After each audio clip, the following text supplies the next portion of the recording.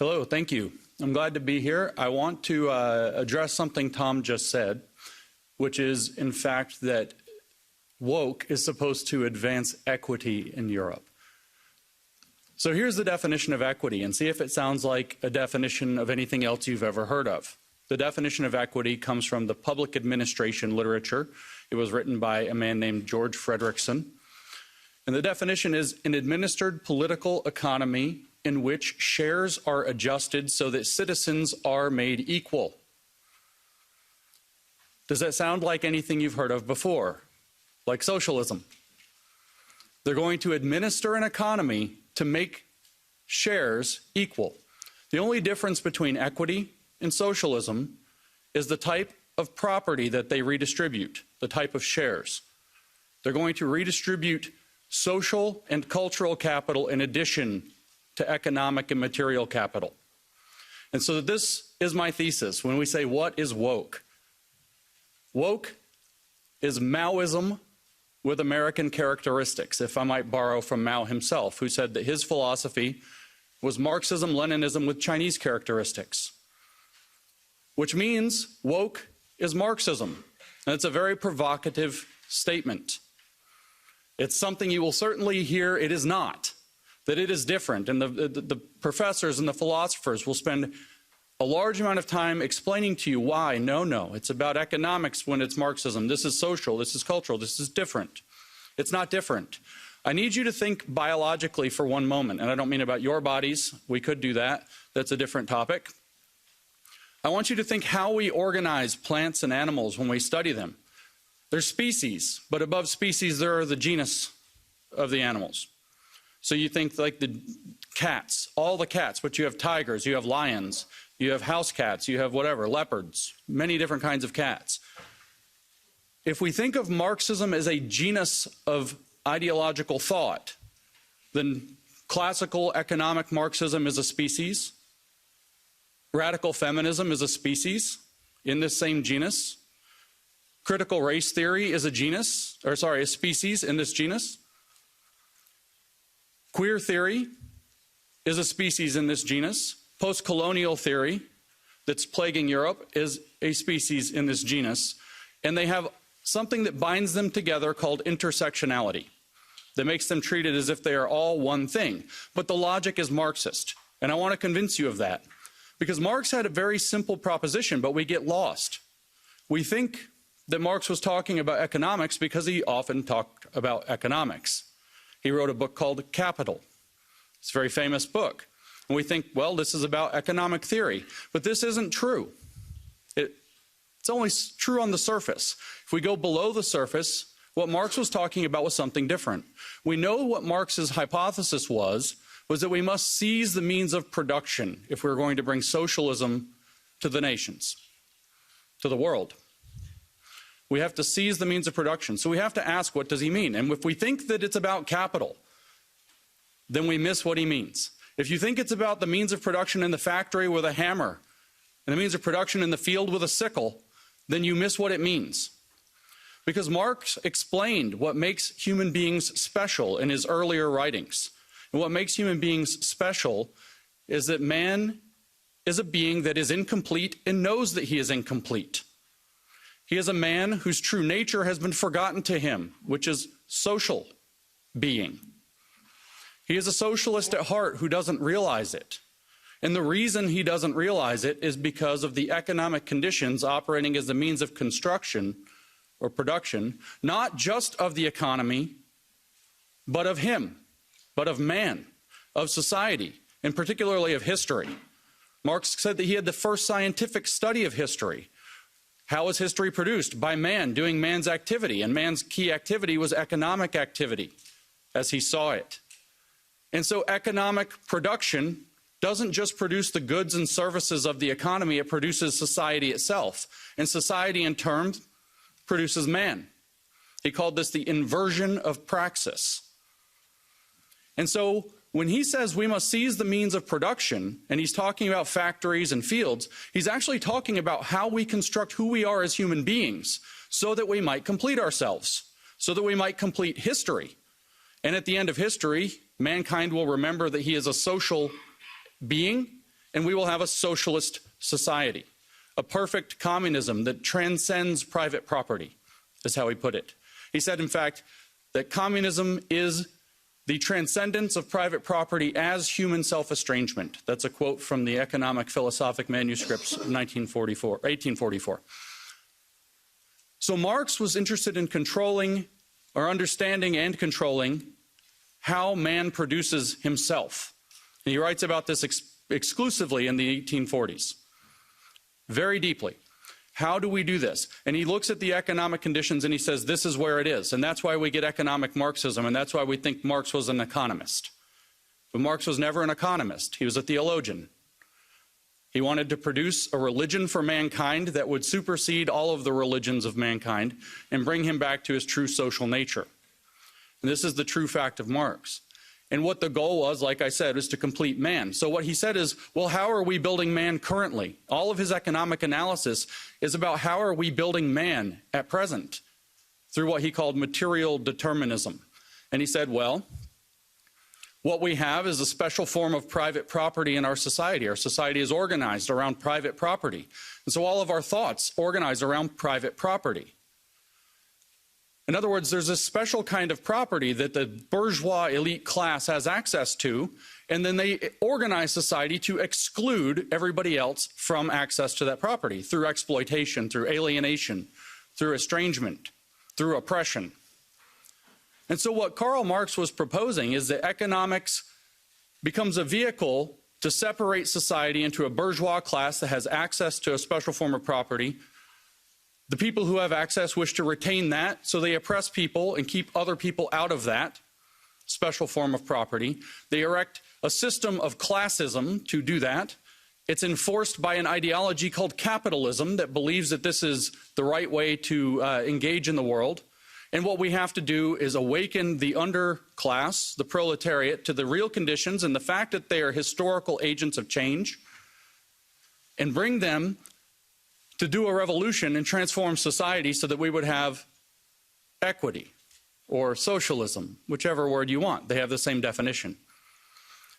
Now let's say that we step out, we step back from this species, this economic species, Homo economicus, and we step back to the genus, and we look at this idea, a special form of property that segregates society into people who have, the bourgeois, and the people who do not have, who are in class conflict with an ideology that keeps this in place.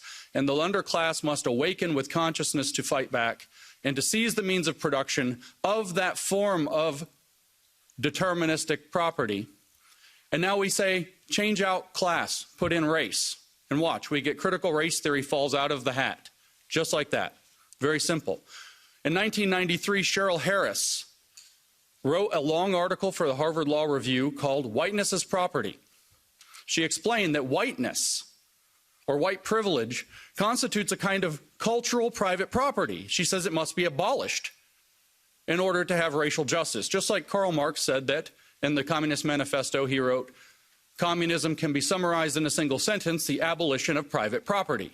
Well, this is why critical race theory calls to abolish whiteness, because whiteness is a form of private property. People who have access to this property are whites or white adjacent, or they act white. These are words out of the American lexicon that they've used to describe how people gain access to the private property. People without that are people of color, and they are oppressed by systemic racism.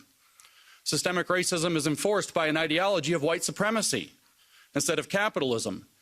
If you think of whiteness as a form of cultural capital, white supremacy as they define it is identical to capitalism. It's the belief, it's not believing that white people are superior, it's believing that white people have access to the control of society and should maintain that. Even if you don't actually believe that. If you merely support that, you have adopted the ideology of white supremacy into your mind. And so you have the exact same system. And the goal is to awaken a racial consciousness in people so that they will band together as a class and seize the means of cultural production so that white cultural production is no longer the dominant mode. It's a big mystery in Europe, I know, in the UK, throughout Europe, I hear this question again and again. Why on earth is this very American phenomenon about slavery and so on that doesn't apply to our country? Why is it popular here? It's because it's not about history at all. It's not about slavery at all. Those are excuses that they use. It's about creating a class consciousness that's against this form of property called whiteness, that's against the dominant culture that may just be a matter of fact, say, if you're in Europe. That's why. Because it becomes a site by which people can come together and they can channel resentment and try to claim power. I wrote a book called Race Marxism, and I defined critical race theory as it really is in that book on the first page. I said that critical race theory is calling everything you want to control racist until you control it. But couldn't we say the same about Marxism? It's calling everything you want to control bourgeois until you control it. But those mean the same thing. They mean exactly the same thing. But what about, say, queer theory? How is that Marxist? It's very strange, all this gender and sex and sexuality. Well, Tom said, what does woke attack? The idea of being normal. Well, the queer theory thinks that there are certain people who get to set the norms of society. They are privileged. They call themselves normal. They say this is normal. It's normal to consider yourself a man and look like a man and act like a man and dress like a man and eat meat like a man. And then there are women that should be feminine and pretty and all these things. And so they get to define what's normal. They're heterosexuals, so they get to define the heterosexuality as normal and other sexualities are abnormal. And so you have a conflict across this cultural property of who gets to be considered normal and who is a pervert or a freak or some other term that gets used in their literature. But technically, who is a queer, which sounds like a slur, but they adopted it and it's a technical academic term now. It means an identity without an essence, by the way, an identity that is strictly oppositional to the concept of the normal, as defined by queer theorist David Halperin in his 1995 book, Saint Foucault, Toward a Gay Hagiography. I didn't make that up. I'm not extrapolating. So you see, queer theory is just another species of the genus of Marxism. What about post-colonial theory, which is plaguing Europe, thanks to Frantz Fanon and his biggest European fan, Jean-Paul Sartre? What about this? Well, it's the same. You have the West as the oppressor. They have access to the material and cultural wealth of the world because they've decided their culture is the default and have gone and colonized the world to bring culture to the world, as they say. And so the oppressed, the natives around the world, the people have to band together, and their activity is going to be called decolonization. They have to remove every aspect of Western culture. So when they come to Belgium or they come to France or they come to the United States and they say we're going to decolonize the curriculum, or they go to the UK and say we're going to decolonize Shakespeare, this is what they mean. We're going to remove the cultural significance of your cultural artifacts because those cultural artifacts themselves are oppressive to us. This is the same system. It's another species in the exact same genus, and that genus is Marxism, which is a way of thinking about the world. And the goal is always to seize the means of control of the production of man and history and society. Marx merely believed it was through economic means. Now it's through socio-cultural means. The evolution into this sometimes called Western Marxism began in the 1920s. We had a Russian Revolution in 1917, and this did not happen in Europe. And the Marxists in Europe were confused. And so Antonio Gramsci sat down and wrote out some things. And George Lukács sat down and wrote History and Class Consciousness after the failure of the revolution in Hungary. And they wrote what became cultural Marxism. The idea that we have to enter the cultural institutions in order to change them from within, because Western culture has something about it that's repelling socialism. So we have to go inside and change the culture to make it socialist. Now, you aren't allowed to talk about cultural Marxism now. They've categorized this as a conspiracy theory. They say that it is anti-Semitic. This is not true. Antonio Gramsci wrote books. George Lukács wrote books. You can read those books. They have a philosophy. If they don't like the name cultural Marxism, we can use the name that other people at the time used, Western Marxism. So much like I don't know, a virus adapting to the conditions. It changed to try to infect a new host. It worked in feudal societies. Marxism took over in Russia. It took over later in China. It took over in all of these kind of agriculturally driven feudal societies, but it wouldn't work in actual capitalist nations because Marx was wrong. Then several Germans from the Frankfurt School started to study this phenomenon in more depth, and they evolved the idea further. They evolved the idea into what's called critical Marxism. They developed what's called the critical theory. And Max Horkheimer, who designed the critical theory, explained the critical theory. And what did he say? He said, well, what we came to realize was that Marx was wrong about one thing. Capitalism does not immiserate the worker. It allows him to build a better life. So I developed the critical theory because it is not possible to articulate the vision of a good society on the terms of the existing society. So critical Marxism criticizes the entirety of the existing society. Everything is somehow needing to be subjected to Marxist conflict analysis. But how is that to be done? They sought an answer through the middle part of the 20th century, and World War II breaks out. The Frankfurt School comes to America, which in this metaphor is the Wuhan Institute of Virology, because gain of function began to happen on the Marxist virus very quickly. In America, and American universities adopted these professors from Germany. And Herbert Marcuse, writing in the 1960s, said extremely clearly, this writing in 1969, not only did he say capitalism delivers the goods, gives people a good life, makes them wealthy and comfortable and happy, he also said that the working class is no longer going to be the base of the revolution because of these things. In other words, we don't have to be responsible to the working class anymore, which opens up the ability for Marxists who are seeking power to make friends with the corporations. The bosses are no longer the enemy, they're an opportunity. Because the working class is irrelevant. He said the energy is somewhere else. He said it's in the racial minorities, the sexual minorities, the feminists, the outsiders. That's who, he said, have the energy for a Marxist revolution in the West, not the working class. And so Marxism was able to evolve to abandon the working class. And so what did they do? Well, all they had studied for 30 years was what they called the culture industry. An industry that commodifies and packages culture and sells it back to people. So supposedly stripped of what it actually is, empty, abstract now. And so what, of course, did they do? They seized the means of production of the culture industry, because that's what they do. And so they started to transform the culture industry to sell racial, sexual, gender, sexuality-based agitprop as though that were genuine culture.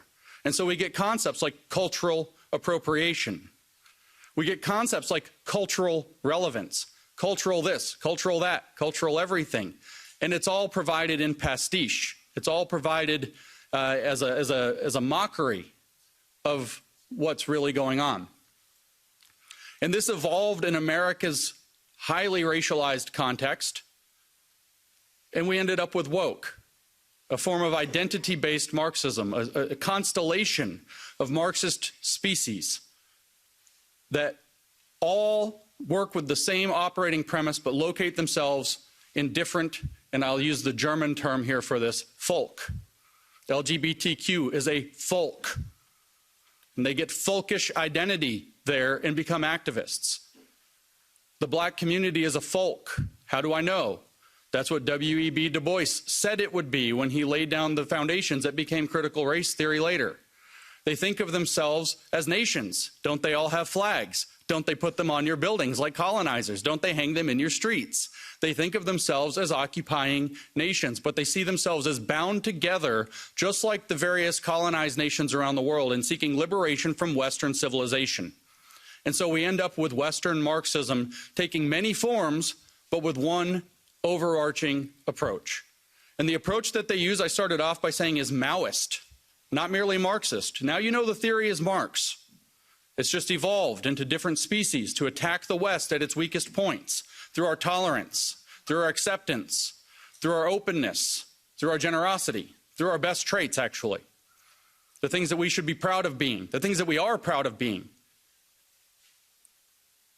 But Mao Zedong knew how to use identity politics. I don't know how you study in Europe, but in America we have very red-washed education, as we might say. The communists have stripped out all education about communism entirely. You don't learn about it in America at all. So we don't learn anything about Mao. And maybe you don't know this, but I tell this to American audiences and they're shocked. Mao used identity politics. He created 10 identities in China. 5 he labeled red for communist, 5 he labeled black for fascist. And he categorized people into these identity categories. What they are doesn't really matter. Of course, they were communists. They were things like landlord and rich farmer and things like this. Right-winger is a bad category in and of itself, by the way. Conservative, all of them, bad. Bad influences, that's another one. You could be a bad influence for just thinking the wrong thing or saying the wrong thing at any time, or because the government decides it doesn't like you. These are the bad categories. And if you have a bad category, very importantly, your children have a bad category by default. So they create a social pressure for your children to identify as revolutionaries, at which point they get a red identity, a communist identity, a good identity. And they get rewarded for it. And the youth led the revolution in China because Mao did this, identity politics through the children in the schools. This should feel very uncomfortable to you. Because here we have, at least in the United States, we tell our children being white is bad. Being white is oppressive. You automatically hurt people of other races by your very existence. But by the way, if you become queer, we'll celebrate you. And you can create a radical army of people who identify as gender minorities and sexual minorities at 7 years old. You can lead them into paths of puberty blockers and transition, medical transition, which of course Big Pharma profits off of. At 7 years old, behind their parents' back. There's a reason for this. It's the same program that Mao Zedong used to radicalize the youth in China. The only thing different is the identity categories have shifted. It's Maoist cultural revolution with American characteristics, and it's being exported to Europe. And just like how critical race theory has come to Europe, even though it doesn't make sense, it will come to Europe, whether it makes sense or not, and you will have a cultural revolution here too. You guys even had a kind of offshoot one in 2020. George Floyd dies in Minnesota, which has nothing to do with you. And you guys have statues coming down in Europe. Total nonsense. It doesn't matter, though. The point is to destroy Western civilization from within using Maoist techniques. One last point about Mao to kind of drive that point home. Mao said in 1942 that his formula to transform China was called unity, criticism, unity. First, you try to create the desire for unity. Then you criticize people for not living up to that. Then you bring them into unity under a new standard. Does that feel like what you're being put through? But the words are different. We use words like inclusion and belonging. We'll have a place where everybody feels like they belong.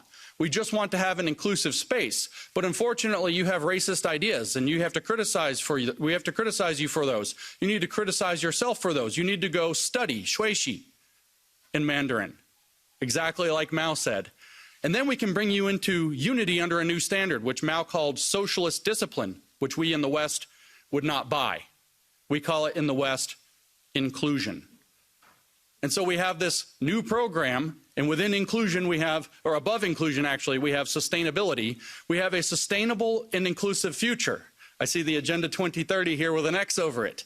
The sustainable and inclusive future is the new socialist standard, that we will have freedom under socialist discipline.